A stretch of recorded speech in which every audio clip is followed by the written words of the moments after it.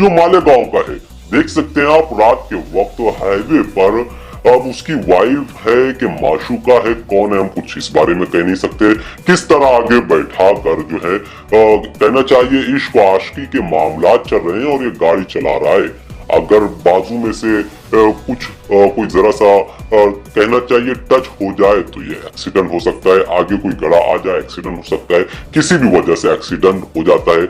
ऐसे ही कुछ बेवकूफों की वजह से एक्सीडेंट्स होते हैं और फिर बेचारे हमारे शहर के लीडरान जो है तंज का निशाना बनते हैं। मजबूरन उन्हें मीडिया पर आकर फिर स्पीड ब्रेकर और सर्विस रोड की डिमांड करनी पड़ती है, तरह तरह की डिमांड करनी पड़ती है। बहरहाल ये कौन है क्या है जो भी है, इसे अपनी फिक्र शायद नहीं है, और जो ये लड़की है इसको भी अपनी फिक्र नहीं है, लेकिन इन्हें इस बात की भी फिक्र नहीं है कि इनके घर वालों को इनकी फिक्र जरूर होगी।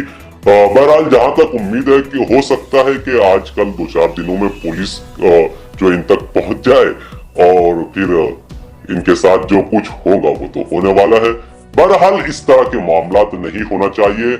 हम आप तमाम लोगों से अपील करते हैं कि देखिए, आप अपनी हिफाजत खुद करें। आप बहुत एक्सपर्ट हैं, आप बहुत स्मार्ट हैं, लेकिन इस तरह की हरकतें करने से गुरेज करें।